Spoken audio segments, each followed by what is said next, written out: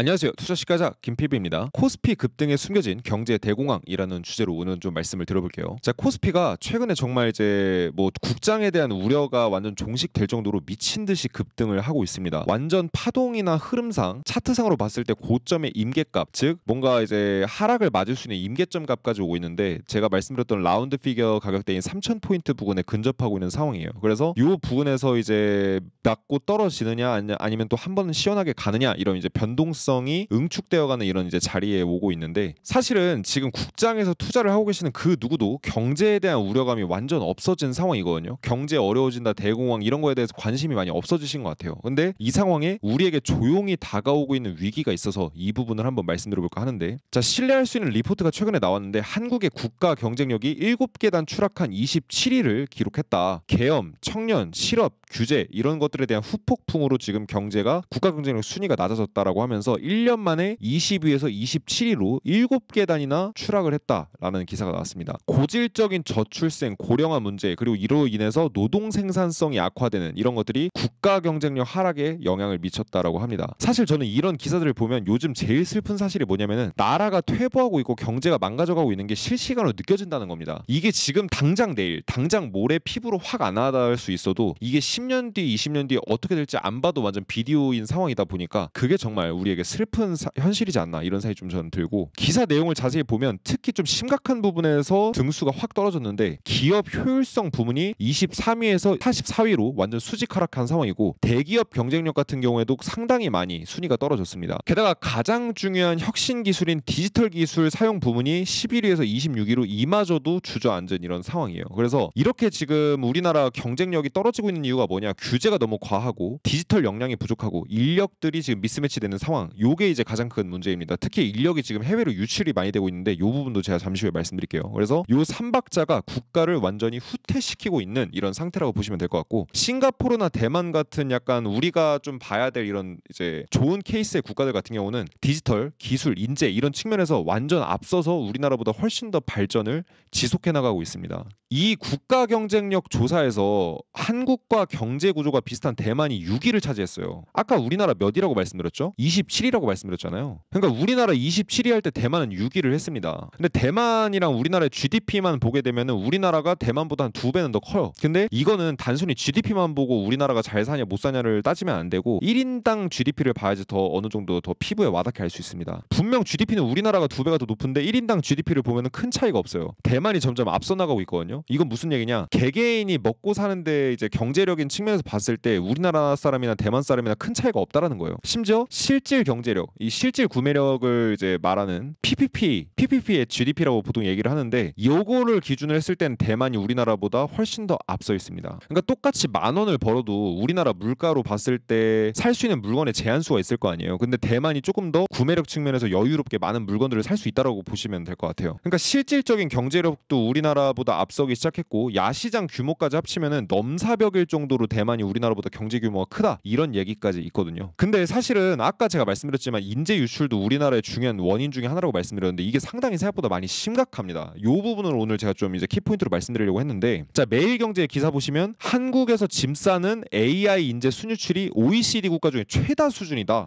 굉장히 좀 충격적인 기사죠. 한국의 고급 인력 해외 유출 현상의 경제적 영향과 대응 방안. 벌써부터 제목부터 벌써 좀 암울한데 이 보고서 내용을 보게 되면 한국이 0.36명이 순 유출돼서 35위 수준이었는데 38개국 중에 35위, 거의 꼴찌 수준이에요. 그러니까 AI 인재가 해외로 계속해서 유출되어 나가고 있고, 우리나라 출산율을 생각해 보면 점점 갈수록 이제 인력들은 줄어가는데 이 와중에 인재들은 많이 유출되고 있다라고 한다면은 유입돼도 사실은 모자랄 판이기 때문에 상당히 암울한 상황이라고 볼 수가 있을 것 같습니다. 그리고 현재 한국이 이공계 분야에서 심각할 정도로 인재 유출에 직면해 있는데 지난 10년 동안 34만 명의 이공계 인재들이 한국을 떠난 상태라고 해요. 근데 사실은 우리나라 말고 다른 국가들은 이 이공계 인력을 확보하는 데 완전 총력을 기울이고 있습니다. 아예 대만 정부 같은 경우 입법을 통해서 인재 확보를 전폭적으로 지원하고 있습니다. 그러니까 우리나라가 대만에 비해서 국가 경쟁력이 이제 떨어질 수밖에 없는 거예요. 그리고 중국은 내년에 이공계 분야에서 8만 명의 박사 학위자를 배출할 예정입니다. 그냥 이공계도 아니고 박사 학위자를 8만 명을 배출한다는 거예요. 우리나라가 중국한테 제조업 경쟁력이 많이 뒤진다라고 얘기를 하는데 그럴 수밖에 없는 거죠. 아니 박사만 1년에 8만 명이 나온다니까요. 그래서 이 이공계 인재 인재들이 우리나라뿐만 아니라 전 세계의 어떤 기술력, 그다음에 뭐 테크놀로지 이런 것들을 바꿔나갈 이제 핵심 인력들인데,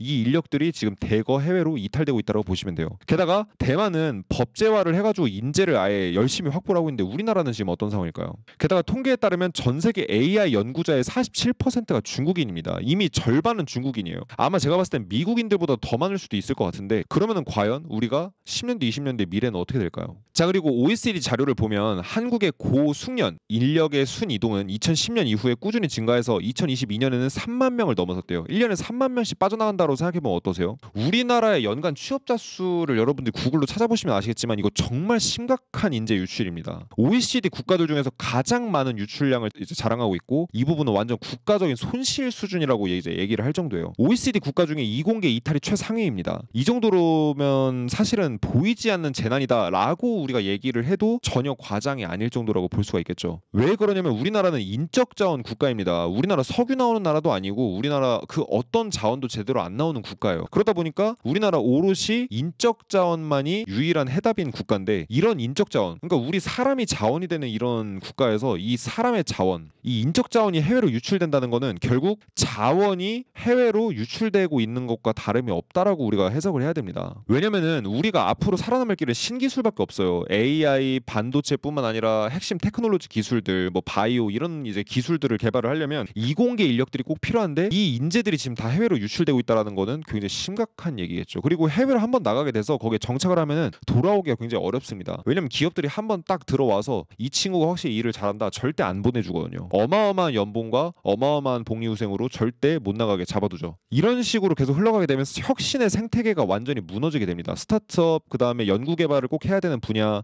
특허가 꼭 필요한 분야, 고부가가치 산업, 이런 것들을 우리가 집중해야 되는 딱 이런 분야거든요 사실. 근데 이런 분야에서 인재가 유출된다? 그러면 우리나라의 미래는 없습니다.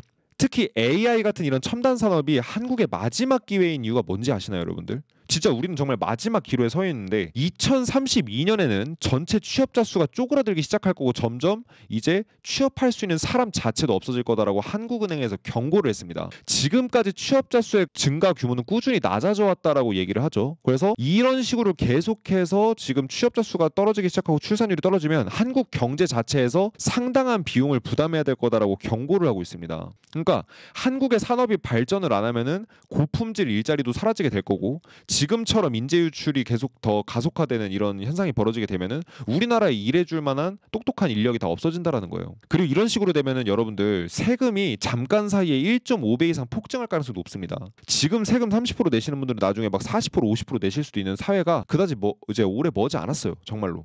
그러면은 더더욱 인재 유출이 가속화될 거기 때문에 더더욱 악재로 작용할 수밖에 없겠죠. 게다가 우리나라는 중국에 지금 많은 산업들을 뺏기고 있습니다. 한국 제조업 위기다라고 한겨레에서까지 이렇게 얘기를 할 정도인데, 반도체, 석유화학, 이제 디스플레이, 최근에 LCD도 이제 LG화학이 중국에 매각을 했죠. 조선 선박, 아예 우리나라에서 경쟁력이 지금 이제 뒤지고 있다고 아예 우리나라 측에서 리포트까지 나왔습니다. 태양광 패널, 배터리, 철강, 가전제품, 스마트폰 부품, 드론, 항공기, 많은 분야에서 이미 제조업 쪽으로는 이미 우리나라가 중국에 비비지를 못해요. 당연히 반도체건 디스플레이건 고부가 가치 하이 테크놀로지 기술 기반의 제품들은 우리나라가 더 매출을 많이 내지만, 그 이외에 중저가, 보급형 이런 것들은 전부 다 중국에게 뒤지고 있어요. 웬만한 제조업의 경쟁력을 다 뺏기고 있습니다. 우리나라 직원들은 계속 꼬셔가지고 중국에서 기술들을 빼먹고 있죠. 그래서 기술과 제조업 경쟁력 이런 것들을 뺏기는 건 완전 시간 문제입니다. 인건비도 우리나라가 게임이 안 돼요. 즉 지금 이 시기가 제조업 경쟁력을 다 뺏기고 있지만, 그럼에도 약간 이제 어떻게 해서라도 경제가 버티고 있잖아요. 이 버티는 상황에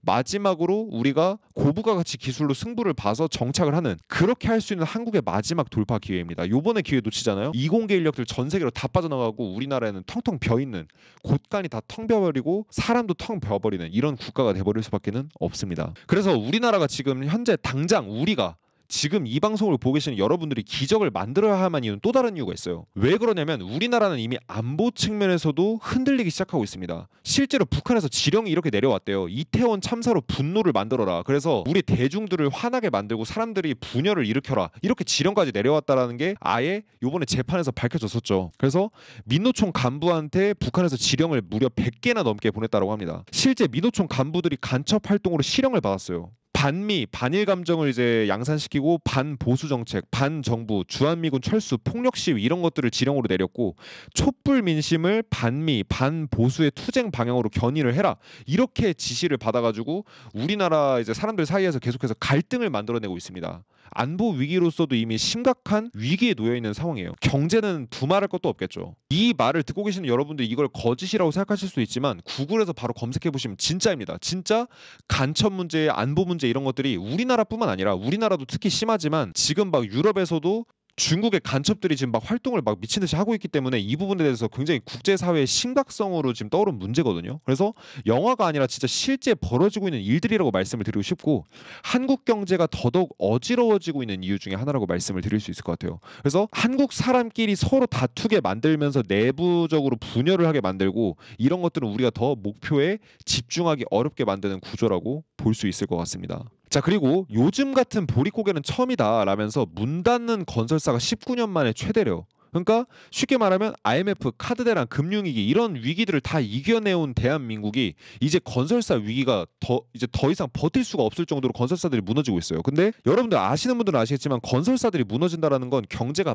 굉장히 크게 박살난다라는 얘기예요. 건설사들이 이제 고용을 유발하는 것과 이 거래처들을 먹여 살리는 비중이 어마어마하기 때문에 이 건설사들이 무너진다라고 하면 경제가 무너진다라고 보면 되거든요. 근데 사실은 IMF 때나 카드 대란, 금융위기 이런 이제 많은 위기들에서는 우리가 기초 체력이 강할 때 그런 위기가 터졌어요. 경제가 꾸준히 성장을 하고 있었던 때에 그런 위기가 터졌지만 지금은 경제가 나락으로 가고 있는데 이런 위기가 터지잖아요. 진짜 버틸 수가 없습니다. 대공황이 맞아요. 그래서 오히려 지금 막 뭐 부동산가 오른다, 뭐 코스피 오른다 이런 얘기 나오면서 버블을 더 키워나가고 있잖아요. 이게 오히려 지금 한국 경제를 더 크게 박살나게 할 수밖에 없는 이런 가장 중요한 요인이 될 수밖에 없다라고 말씀을 드리고 자, 이런 이제 문제 같은 경우는 고용 문제 같은 경우는 미국에도 똑같은데 미국 같은 경우에도 고용 시장이 견조하게 버티고 있는 것 같지만 젊은 이제 취업자층 같은 경우는 10년 만에 가장 높은 실업률을 겪고 있다. 중국 같은 경우에도 청년 실업률이 정말 기록적인 수준입니다. 우리나라 IMF 때 수준인데 미국도 지금 현재 취업하기도 힘들어하고 투잡러들이 역사상 최대 수준입니다. 과연 이런 상황이 경제가 좋다라고 할 수 있을까요? 우리나라, 미국 다 전반적으로 경제 안 좋습니다. 중국은 훨씬 심각해요. 그렇다고 한다면 지금 주가 올라가고 있는 부동산 올라간다라고 이제 많이 주장들을 하고 있는 부동산 가격 이게 과연 합리적일까요? 한 푼이라도 더 받아내라. 연체율 최악. 카드사들이 출시 인력을 늘릴 거다라고까지 지금 이제 기사가 나오고 있는데 미국과 한국이 지금 공통적으로 어떤 현상이 발생하고 있냐면 카드 연체율이 급증하고 있습니다. 중국은 이 이제 금융기관들의 리스크가 너무 커져가지고 작년에만 이제 수십 개 수백 개 은행들이 지금 부도가 나오고 있는 이런 상황인데 미국도 이미 심각한 수준이에요. 사실 여러분들 카드, 신용카드 대출금도 못 갚을 정도면은 이거는 진짜 사람들이 진짜 정말 끝까지 갔을 때 카드 대출금도 못 갚는 거거든요. 근데 이제 미국도 이러한 이제 부실 대출이 엄청나게 심각하게 많이 늘어나고 있는데 카드값을 못 갚는 사람들 90일 이상 못 갚는 90일 이상 못 갚았으면 그냥 안 갚는 거라고 봐야죠. 90일 이상 못 갚는 사람들이 지금 전체의 12%까지 늘었어요. 왜냐? 이자율이 너무 빡세요. 평균 이자가 21% 이상이라고 합니다. 그러니까 이자가 너무 높으니까 갚을 수가 없고 2008년 글로벌 금융이 터지고 나서 경제가 박살났을 때 은행들이 부도되고 했을 때 우리나라 저축은행 터졌을 때보다 더 지금 높아지려고 하고 있는 상황입니다. 연체율이 지금 굉장히 급속도로 높아지고 있어요. 참고로 이거는 그냥 연체율이 아니고 90일 이상 거의 부실 대출이라고 볼 수 있을 법한 사람들이 이제 신용카드 긁고 나서 90일 이상 못 갚은 사람들이 지금 비율이 굉장히 빠르게 늘어나고 있습니다. 금융위기 이래 최대예요. 하지만 지금 현재 상위 10%들, 상위 1%들 떵떵거리면서 잘 먹고 잘 살고 아무런 문제 없이 살죠. 그러니까 모든 게 지금 다 양극화입니다. 주식시장도 잘 오르는 종목만 잘 오르고 나머지 종목은 다 지금 아직까지 빌빌 기고 있고 부동산도 서울 중심권만 올라가고 나머지 전국 다 떨어지고 있고 그러면 한국은 지금 카드 연체가 어떤 상황이냐 금융통계정보 시스템을 보게 되면은 카드 연체율이 계속해서 전반적으로 다들 늘어가고 있다는 걸 확인해 볼 수가 있어요. 사실 한국은 이런 연체율 측면에서는 좀 관리가 어느 정도 잘 되는 편이긴 한데 점진적으로 확실하게 상승 추세를 이제 타고 있고 그래서 지금 카드사들이 출심 인력들을 늘려서 돈 안 갚는 사람들 돈 갚게 하려고 이렇게 지금 노력을 하고 있는 겁니다. 사실 이렇게 이제 여러분들이 내용 보셔서 아시겠지만 팩트 관점에서만 딱 체크해 보면은 대내외적으로 굉장히 어렵습니다. 지금 우리나라 경제, 우리나라 전반적인 상황 자체도 굉장히 어렵고 인력들은 계속 유출되어 가고 있는 이런 상황에 미국이나 중국이나 전반적인 다른 유럽 국가들을 보게 되면 경제 자체가 지금 다 사양화돼 가고 있고 악화돼 가고 있는 이런 상황이에요. 지금 앞으로 특히 우리나라 사람들은 특히 저를 포함해서 이걸 보시는 여러분들은 앞으로 정신 못 차리잖아요. 딱 5년 10년만 딱 정신 못 차리고 해이해지면은 선조들이 지금까지 지금까지 만들어주신 대한민국 대신에 거지 대한민국을 후손들한테 물려줄 수밖에 없게 됩니다. 그래서 우리가 경각심을 갖고서 정말 공부도 열심히 하고 우리가 투자를 하던 경제를 분석하건 사람들에게 이런 부분에 대해서 알려주건 정말 팩트를 관점에서 여러분들이 정말 신경을 많이 써주셔야 되는 이런 문제라고 생각을 하고 정말 우리 열심히 살아야 된다고 저는 생각을 합니다. 애국심을 갖고요. 제가 할 수 있는 거는 경제랑 금융, 정보나 지식 쪽인 측면에서 기여해드릴 수 있기 때문에 이 부분에 대해서 기여해드릴 수 있도록 노력을 해보겠고요. 이번에 실전 투자대회 우승자들 그리고 월가 트레이딩 전문가들의 전설이었던 그래서 저는 경제랑 금융 지식 쪽으로 좀 한번 기여를 해볼까 합니다. 그래서 이번에는 실전 투자대회 우승자들 그리고 월가 이제 전설적인 트레이더들의 1급 비밀이었던 컵앤핸들 투자법을 이번에 유튜브에서 무료로 공개해드려볼까 합니다. 그래서 6월 우리 유튜브에서 월말 특강으로 실전 투자 1급 비밀 컵앤핸들이라는 주제로 6월 26일 오후 9시 30분에 유튜브 라이브 방송에서 제가 이 내용을 공개해드려볼까 합니다. 미국에서 실전 투자 대회로 우승한 사람들의 공통적인 법칙과 비결, 전설들의 전설인 윌리엄 오닐, 그 사람의 매매 전략인 컵앤핸들 요거를 한번 말씀드려 볼게요. 그래서 요 강의 신청하고 싶으신 분들은 어차피 무료니까 1577-0471로 월말 이렇게 신청해 주시면 되고요. 아니면 일시 맞추셔서 목요일에 라이브 방송 입장해 주시면 되는데 6월 26일 목요일입니다. 이때 이제 여러분들이 라이브 방송 참여 못 하실 수 있으니까 까먹지 않고 싶으신 분들은 꼭 월말 이렇게 1577-0471로 문자 보내주시면은 신청 가능하시니까 많은 참여 부탁드릴게요.